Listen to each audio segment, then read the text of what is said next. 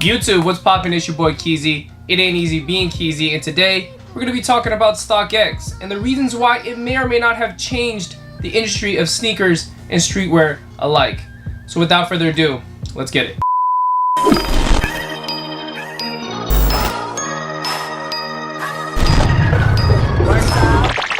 So whether you are a OG sneakerhead that's been in the game for years or someone that has maybe started out for the first couple months, there's almost no way that you've never heard of StockX because they've kind of taken over the market that well. In fact, if you just log on to YouTube, I'm pretty sure you probably see Wale trying to sell you some black cement 3s.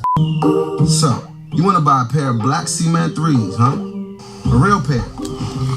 We get it, Wale. In other words, they're on like every single ad that you can imagine. And much to a lot of people's surprise, StockX actually started in 2015, which I know what a lot of people are saying. That's fairly young. In fact, that's only 3 to 4 years. And also, in fact, most startups are, for the first 5 years, is considered a startup. But again, StockX hasn't even passed that yet. And in 2015, they announced that they made $200 million in sales annually. So we can only guess as to how much they're making now. Now, prior to 2015, where StockX actually entered into the game, a lot of people found it hard to find sneakers. StockX kind of came in and became that middleman or that middle ground, so to speak. And on 1046 Woodward Avenue, Detroit, Michigan, the company StockX had been started by 3 founders, which I kind of know it more for just one founder. And a lot of you might know who that is. It's Josh Luber, who was actually on the Full Size Run show maybe a couple weeks ago, answering questions very well. But on most of the material that I find online is more about Josh Luber than it is anybody else. But the one with the most accolades is probably Dan Gilbert. If you have the time, just Google Dan Gilbert. He is a billionaire. And when I say billionaire, he's a real, for real billionaire, okay? This guy owns Quicken Loans. He's the founder of Quicken Loans, which is like one of the largest companies in the world. He owns basketball teams. He doesn't own a basketball court. He owns teams, all right? So just imagine how many dollars are falling from the sky. Now, before I digress, let me go ahead and talk about StockX and the reasons why it did so well. I mean, $200 million in their second year is nothing to shy away from. It's said that Josh Luber is pretty much the brains behind it all. He wanted to create something like eBay, except it operated something like the stock exchange. Now, unlike eBay, where you're bidding against people that are only bidding for a particular item, the way StockX works is that it'll take the most current world or global cost or resale value for that particular item, and you can either bid lower or bid higher, but as we all know, it probably would only go for the price that it's listed for. I mean, the explanation is really just in the name. I mean, StockX, it's a stock market for sneakers or purses or streetwear or $70,000 watches. I mean, you get my point, all right? If you have any of their emails in your inboxes, you know what I'm talking about. And now the larger question is that are all resellers now flocking to StockX to sell all of their goods? Well, let's go ahead and look at the numbers. We just take eBay, for example. They take 9% out of any sales transaction that runs in and out of their website. If we look at something like Grail, that's about a 6% sales charge, not including all the PayPal fees. When we turn to StockX, it is a whopping 9.5%, which some people kind of complain about how high that is, but if you add up all the other ones, it's about the same. And I think where StockX really grabbed onto opportunity the most is that they authenticate your shoes. And I think prior to that, a lot of websites didn't do that. eBay for sure doesn't do that. But that's not to say that consignment stores also didn't do that too, but you know, this was buying online if you didn't have time to go into the store.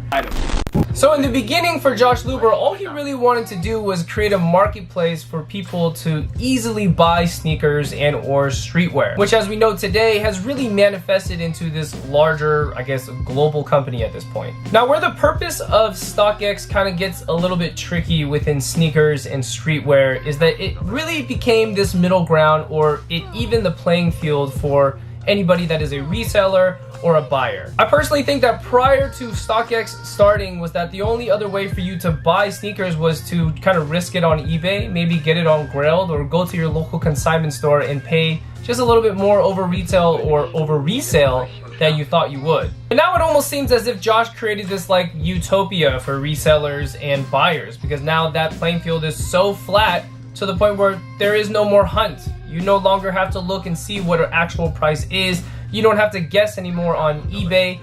The price never really fluctuates as much anymore. Now, I'm not saying that StockX prices are the exact truth and there's no deviation from being higher or lower, but what I am saying is that since the rise of StockX, it really has pretty much shaken up a lot of things within the sneaker world or the streetwear world. And since it's shaken things up so much, some people have taken sides, and the way I'm looking at it right now is that it's really this integration of technology into streetwear and sneakers that people may or may not be liking right now. Now, sneakerheads alike have not been strangers to technology. If we even talk about the Sneakers app, I'm sure many people have many things to say in the comments about Sneakers app. But we're not talking about that today. And the way I'm looking at StockX right now is the same way that Uber probably took over the taxi business, right? It's this technology or this new app or this new idea that completely demolishes the old idea. And this is where the conversation really gets even steeper, because now it becomes like this monopoly where there's almost no point for me to go to a consignment store if I'm a buyer, because I'll be able to get it quote unquote cheaper from StockX. Whether you like StockX or you hate StockX, that doesn't matter, because I think as of right now, they're currently taking over the market and they might have killed the hunt forever. Now, what I didn't want to do is open up a whole new can of worms on topic and talk about the hunt for streetwear and sneakers, but I'm sure we all understand what that means. With that being said, I'm not saying that StockX sells everything, which they don't, but they kind of do sell a lot of things that are now totally accessible no matter what part of the world that you live in. And much like any app or website, it may work for you or it may not work for you. I think for someone like myself, it really works for me. Just to be honest, there are times that I would love to go to a consignment store to buy a sneaker, but I don't want to pay the extra $50 or $100 that they're charging to resell that shoe. I would rather just buy it online, have it delivered to me in 2 weeks, knowing that it was authenticated, and it probably works better that way. And on top of that, it's depending on where you live. If you don't even live anywhere near any consignment stores, then StockX is probably perfect for you. But to give a tiny bit of perspective is that I think before StockX happened and before a lot of maybe these other reseller sites have happened, which there's many reseller apps now and websites for sneakers and streetwear, but prior to that, there used to be a little bit of a hunt. Not everything used to be online and especially centralized on one website. You would have to literally go out and go to a store and then find something on the wall and be like, oh wow, I actually do like that, but I can't find it online. This is the only place that I can buy it. But not to end this video too short, I did just kind of want to give you a little bit of a snippet of what I thought was happening to the hunt when it comes to streetwear or sneakers or any other type of fashion these days. And I did want to hear what your thoughts are. I mean, are you for StockX? Are you not for StockX? And maybe some of you are like, how are you not for it? I mean, I don't really know what side of the fence that you stand on. I would love to know. So closing this out, if you enjoyed this video, smash that like button. And I also wanted to say thank you so much for 1,000 subscribers. I do have a video. I'm working on that. I'm a little bit late at this point. But with that being said, make sure you guys keep it locked right here for all your latest information from music, fashion to culture. It is your boy, and I'll see you next time. Peace. Set up your Apple Pay, dude.